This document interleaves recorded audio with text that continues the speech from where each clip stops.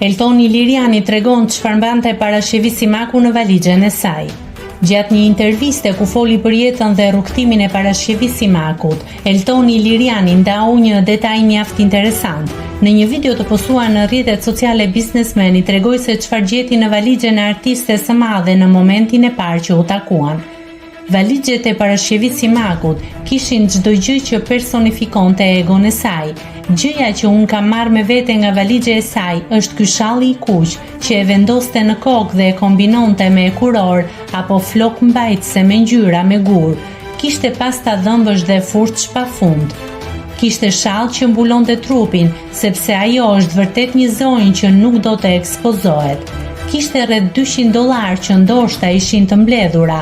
Unë i kam ruajtur shumicën e gjërave, u shpreh Liriani.